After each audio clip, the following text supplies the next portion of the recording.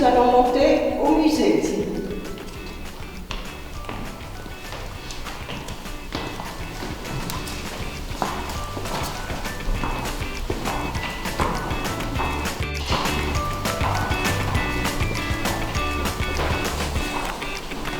Si vous voulez me suivre, ici une brouette de rémouleur qui servait à aiguiser les couteaux, les ciseaux.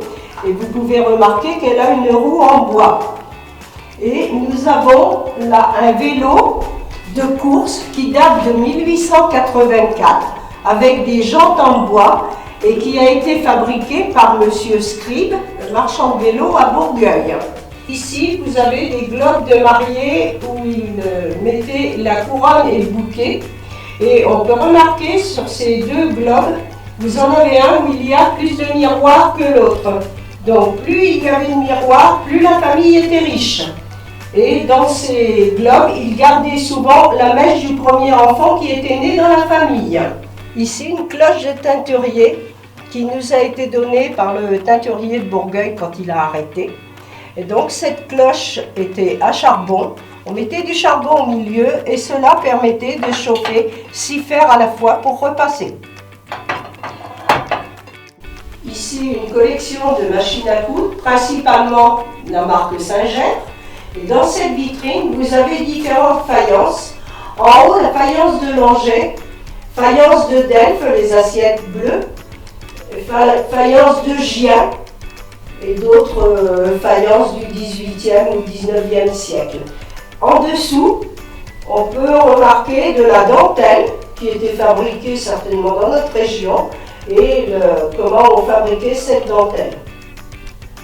Derrière moi, un mouvement d'horloge fabriqué à Saumur en 1775 par M. Faroual. Ce mouvement actionne 3 cloches situées au-dessus dans le campanile. L'une date de 1371, que fit faire l'abbé Mathieu Gauthier. La plus petite date de 1676 avec les armoiries de l'abbaye. L'autre a été fondue en 1722 par Alexis Joly.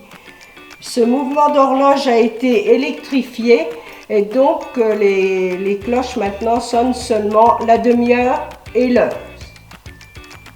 Cette cellule était réservée à l'évêque lorsqu'il venait à la communauté. Vous avez ici Monseigneur Renoux et le chapeau qui lui a appartenu. L'alcôve avec le lit. Ce petit réduit servait de bureau pour écrire puisqu'il y avait une fenêtre. Un meuble d'herboristerie qui vient de la communauté des Sœurs de Saint-Martin.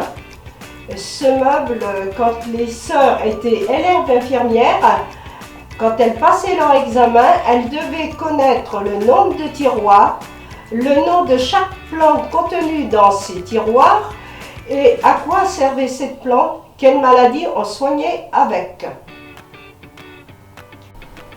Nous trouvons ici un lit qui a servi au moment de la guerre 1914-1918 à l'hôpital qui était à l'abbaye.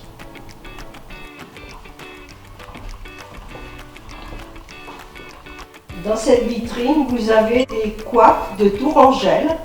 Pour commencer, des coiffes de tous les jours, après des coiffes d'enfants et pour continuer des bonnets beaucoup plus travaillés, soit avec un bonnet de mariée, les bonnets de deuil, de demi-deuil